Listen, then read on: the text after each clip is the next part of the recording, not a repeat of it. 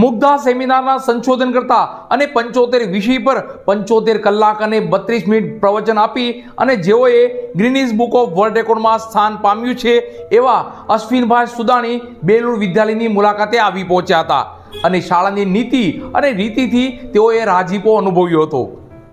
મુગ્ધા સેમિનારના સંશોધન કરતા, પ્રેરક અને પ્રસ્તુત કરતા તથા સતત 4 દિવસ સુધી 75 વિષય પર 75 કલાક અને 32 મિનિટ પ્રવચન આપી ગિનિસ બુક ઓફ વર્લ્ડ રેકોર્ડમાં સ્થાન પામનાર અને ફેમિલી કોર્ટ સુરતના કાઉન્સિલર શ્રી અશ્વિનભાઈ સુદાણીએ બેલુર વિદ્યાલયની મુલાકાત લીધી હતી.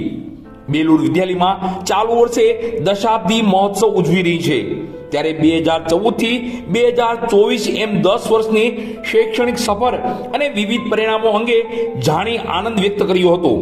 સાથોસાથ બેલુર વિદ્યાલયના શૈક્ષણિક કાર્ય સાથે થતી સાંસ્કૃતિક વારસાના જતન અંગે પ્રવૃત્તિઓ તથા પર્યાવરણ કાળજી અને બાળકોના શૈક્ષણિક વિકાસ અંગેના આયોજન અને પ્રવૃત્તિ જાણી ખૂબ જ રાજીપો વ્યક્ત કરી ખૂબ ખૂબ શુભકામનાઓ આપી હતી. આ તકે ધોરણ 9 થી 12 ના બાળકો સાથે મુલાકાત કરી જેમાં આજના સાંપ્રત સમયમાં શિક્ષણ તમે ધારો તો ક્યાં સુધી લઈ જઈ શકે તથા આજના યુગની જરૂરિયાત મુજબ અભ્યાસ કરવો જોઈએ કે પોતાની સવલતો માટે અભ્યાસ કરવો જોઈએ આ વિષય પર ખૂબ ભાર મૂકી બાળકોને અસરકારક વાતો કરી અને બાળકોને જણાવ્યું કે તમે ખૂબ જ નસીબદાર છો કે આવી શાળામાં તમે અભ્યાસ કરી રહ્યા છો. દરેક વ્યક્તિ યુનિક છે એ વાત સાચી, પરંતુ એ મુજબ આપનું વાણી, વર્તન, વ્યવહાર અને મહેનત કરો